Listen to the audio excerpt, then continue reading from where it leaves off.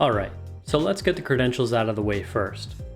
Hello everybody, my name's John. I have been working for planetariums, or well, for a planetarium, but for museums for around 10 years now, for around a decade.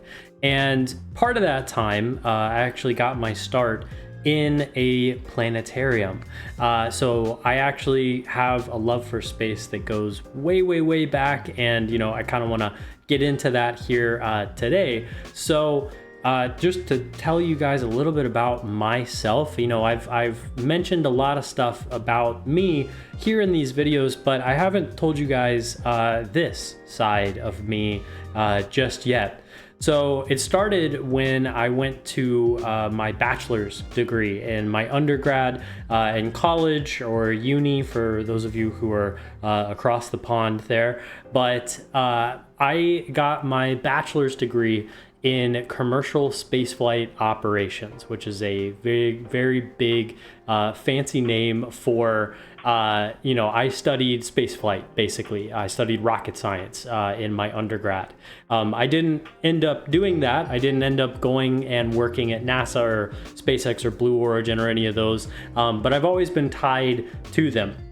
And in fact, in my undergrad, I got the chance to go and do a couple of really fun things that I'll try to put up a couple of images of as I talk about them. But I went to the Mars Desert Research Station out in Hanksville, Utah. If anybody has heard of that, I think there's like 100 people that live there, and it's like 60 miles away from the nearest hospital. But this experience that I went on was run by an organization called the Mars Society. And basically, it was a simulated trip out to Utah, again, out to the desert where we lived and worked in a tin can basically for 2 weeks. And every time we went outside, we had to don a spacesuit. We had to do everything like astronauts would just aboard the ISS, or as they would eventually be doing on the surface of Mars one day. And it was a really fun experience. I would recommend it to anybody who is interested in space. I think they still run it now. But God, it was years and years ago when I went. But after that, like a year or two later, I ended up becoming a part of a program called Project Possum, which I don't know if anybody out there has even heard of it. They're a private commercial space company, and their acronym, their name, Possum, actually stands for Polar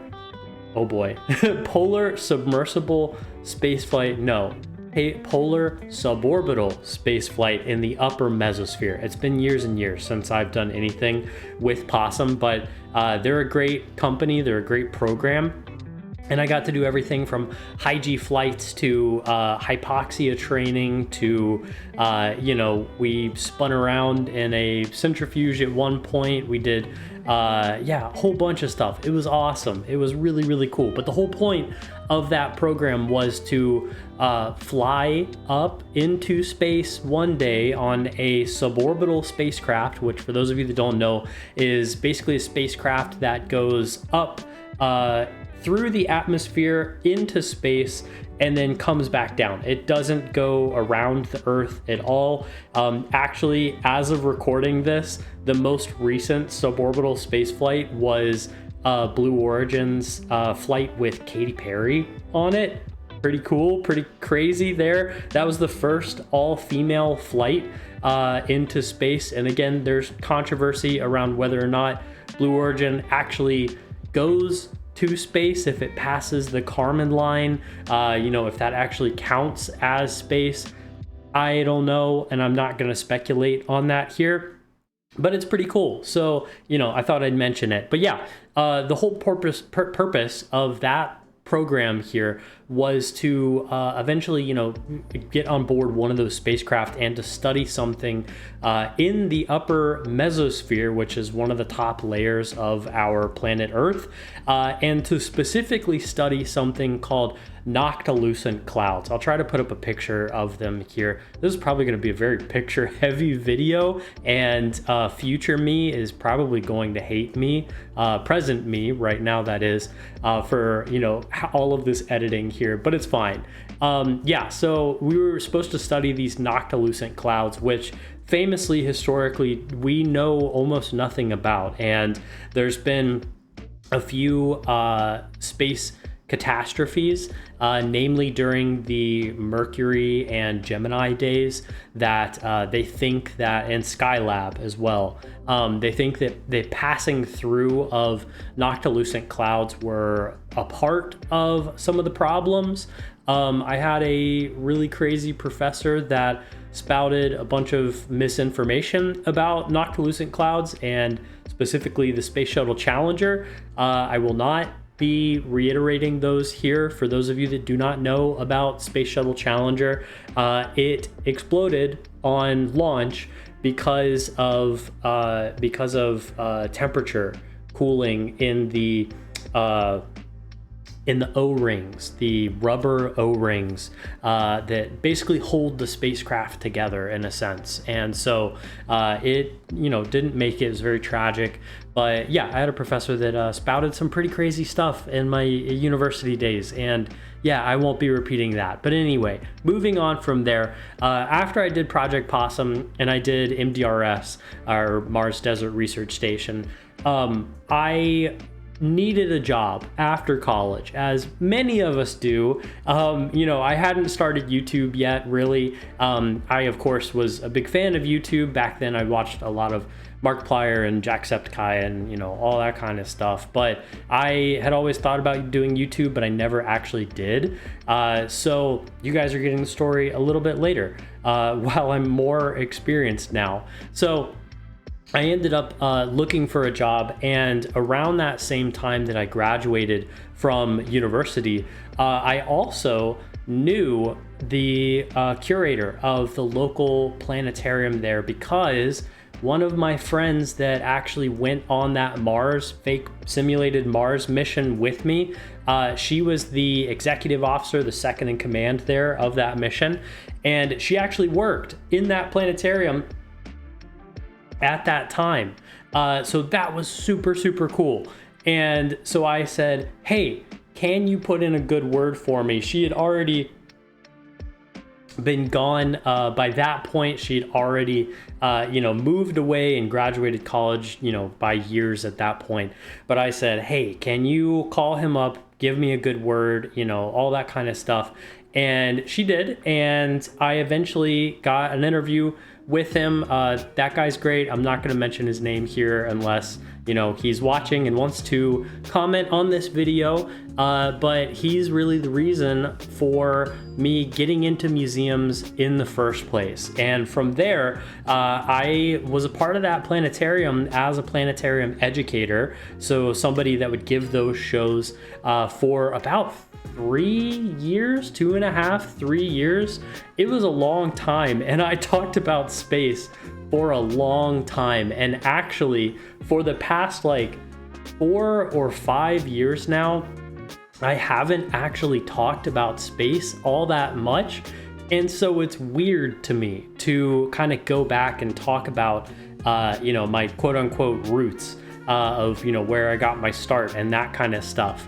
More recently, though, I'll add that I am actually a JPL NASA Solar System Ambassador. For those of you that don't know, it's a volunteer program that NASA has through their Jet Propulsion Laboratory. So I'm in direct connection with people at NASA's Jet Propulsion Laboratory, and, you know, a slew of people. I think it's in the thousands. I'll try to, again, put up the number here now, but it's thousands of people all across the US and some of them across the globe too, that basically go through a program that allows NASA to basically give you a stamp of approval and say you are, quote unquote, I guess, sanctioned by NASA to talk about space in an educational way, and you know enough about space that you can reasonably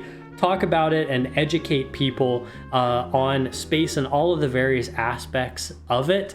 So yeah, it's a great program. If anybody out there wants to try to join the program, I'll put the link in the description. I actually don't think that they are accepting people right now because of things that are going on in the US as of recording this video. There's a lot of things changing in the US, and you know, who knows if that program will actually keep on running. I really hope it does, because it's a great program there. But yeah, while I was a part of that planetarium, though, I did a lot of stuff, you know, telescope nights, where we would stay out way past dark, way past the museum being closed to the public, and we would set out telescopes out there and view the stars and view the moon and the planets with people that just would show up. And it was a free event that we had at that museum at the time. They may be charging for it now, I don't know, but yeah, it was a free event back then, and anybody could come to it, and it was really awesome. And you know, the planetarium at that museum has changed a lot since I got involved with it, but there's still a lot of good that happens there. There's still a lot of really great education. And again, the people that work there are so dedicated to space and to educating people about space, aerospace, physics, you know, that sort of stuff. I only have, you know, 1,000 subscribers right now. I know there's numerous other subscribers out there, or there's numerous other channels out there that have way more subscribers than I do. And one of them that I do want to shout out is Matt Lown. For any of you guys that are interested in hearing about like the news of space, what's happening in the space world recently, or today, I think is Space Today is what it's called, I think. But yeah, I'm gonna drop a link down below as well to Matt Lown's channel. He's one of the biggest Kerbal Space Program influencers, I guess, content creators. Is that what you call people on YouTube? But yeah, he's really great, and he's really smart and really informative. And I don't play Kerbal Space Program on this channel yet. Maybe I will one day. I actually credit Kerbal Space Program to me graduating from my undergrad, because for those of you that don't know, astrophysics and space physics, space flight is really hard. Rocket science is hard. You know, there's a reason why they say it's not rocket science, because if it was, it would be really hard. So yeah, I actually, honestly, truthfully credit Kerbal Space Program, the first one, not the second one. We don't talk about the second one here. There are a lot of problems with that second one, and I am not going to get into it. But yeah, I actually, again, you know, I credit Kerbal Space Program as being the reason that I graduated and understood as much as I did about orbital dynamics and, you know, spacecraft moving from one area of space to another and sort of docking together and all that kind of stuff. Anyway, I'm going to actually talk about the video now, because I kind of used this entire speed build part as my quote unquote credentials, I guess you could say. So yeah, what I'm building right here is I'm building the cheese room. And the cheese room, for those of you that don't know or haven't gotten this far in the game, the cheese room is for cheese artifacts from the cheese planet. I think it's called mozzarella or something like that. Monsterella, or I don't know, something like that. It's a planet made of cheese, you know, playing off of the idea that the moon was made of cheese at one point. You know, people thought that it was.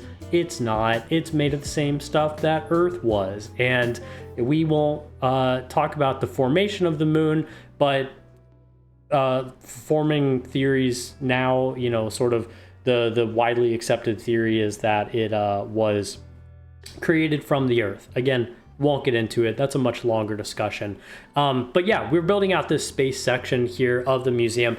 And I don't think this is all of the space section. I kind of hope that it's not. There's going to be some more stuff, and I'm going to talk about that more in the live play part of this video here.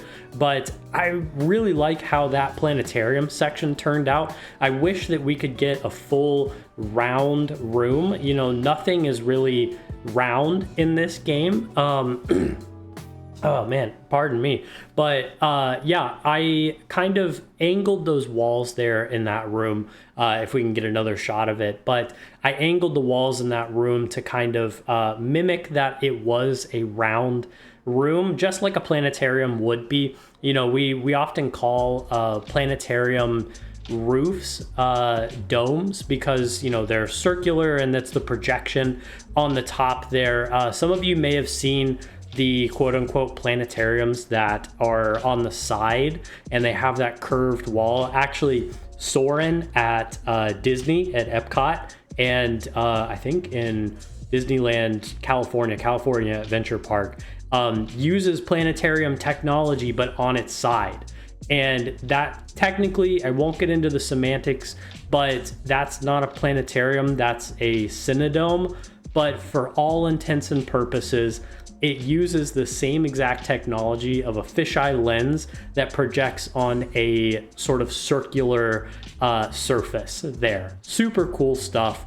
But yeah, what I did in that planetarium room that you can see in the back of the video, or the top of this video here, is I put a tour stop in there. So really the real reason why I put that tour stop in there was to, one, get people to go in there, but also to make it function. I like my stuff to function and have a purpose for existing. And I totally could have just made a room of that same exact size and scale and, you know, all the other stuff. And we could have very easily just had it be, you know, non-functional, or maybe just threw a random exhibit in there. But I didn't want that. I wanted there to be sort of that feel that you get when you go into a planetarium and you see just the rows of seats in there of the, you know, dozens of people that can go in, and they're all going to be listening to this one person, specifically if it's a live show, a one person. It might be a movie as well. They're all sitting in there and they're about to experience space like they have never experienced it before. But yeah, again, rambling as usual. If you're new to this channel, I ramble a lot here, but I hope you are enjoying this. I'm gonna leave it off here for the speed build part. We don't have that much longer in it. There's timestamps below as well if you wanna fast forward, but I will see you all back in the live play in literally just like a minute or so.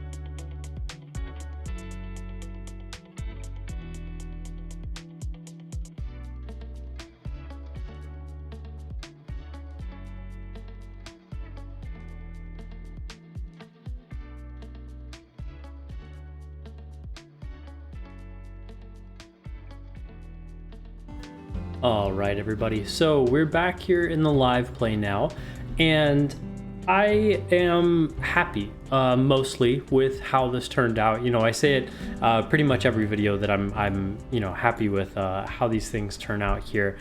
One thing that I'm noticing is these two are not aligned with these two. And I think that I'll probably go back through and adjust that. I really want to get this working. If anybody knows what this you know, circle with a line through it, if anybody knows which artifact that is, definitely let me know, because I wanna see what the time portal does. You know, I see what the 2001 A Space Odyssey obelisk is, and you know, it's an advertisement thing. I think that's what it's called, Lonehenge. Yeah, it's like a alien advertisement. I really like that. That's really fun. I really like how the cheese room turned out though. We have one more cheese artifact to get, one more pristine cheese artifact that is to get here. But I really like how this turned out here, and we're gonna be making eventually, probably over here, you know, the frog, what is he called? Frogborn. We'll probably be making the Frogborn thing over here. And then, you know, I might add some of the random other things, like there's a flag that has, or there's a like an asteroid with a flag in it. I'll probably add that somewhere, you know, around the planetarium itself. But yeah, I'm really happy with how this planetarium turned out, and really the only time that guests go in here is to gather for a tour or to just have a seat. And, you know, realistically, that's pretty much how it is. You don't really go into a planetarium unless you have a reason to go in there. So in my mind, you know, I'm okay with people not going in there unless there's a tour going on, which, you know, isn't all the time. There are planetariums out there that have tours and, you know, or not tours, but shows rather, that go on pretty frequently during the day, you know, every 30 minutes or something like that. The planetarium that I worked for had shows every hour. So, you know, it's pretty reasonable to me that no one is in here. Right now we have Grainy, Purple. They're going to be in here giving a tour sometime. I don't actually know where they are. Who are you? Where are you? Can I see you? Hello? Ah, there you are. Ah, so yeah, they're giving a tour right here. So really, yeah, again, if we had a working planetarium in here, that would be awesome. Actually, let me see really quick, because I think I remember, is it the hologram? Can I change how the hologram looks as a planet? No. As a diamond? That's pretty cool, I guess. What is this? Ooh, like a black hole thing? Okay, you know, I'll add that in here. And then what is this? Cheese? All right, yeah, we'll do cheese. We'll do cheese. Sweet. Yeah, and I reasonably, again, I like how that turns out here. And again, Granny is coming back here for another tour or something here. But yeah, this is our little space area here. I also really like these. I love the Da Vinci helicopter here, or these science contraptions. I really like how those turned out. And I like this bust here. I think this is a good, you know, if you're coming in through the museum, you've seen some stuff, and this is kind of like a stopping point gallery. You know, we'll even go ahead here and add just a couple of benches here right in the middle, just so people kind of have an idea that, you know, maybe this is where you'd want to stop and hang out for a little bit, and maybe, you know, see this bust of Roderick bust. Yeah.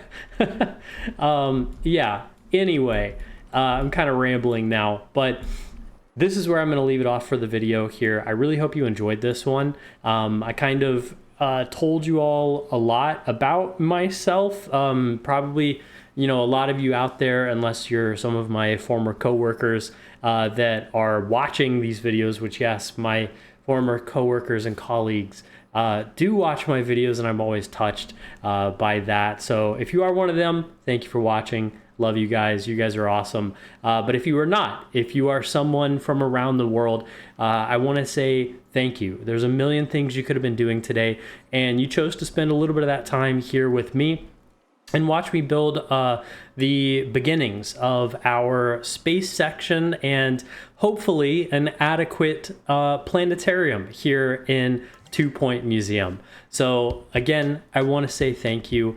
This is where I'm going to leave it off. So I will see you all in the next one. Take care for now.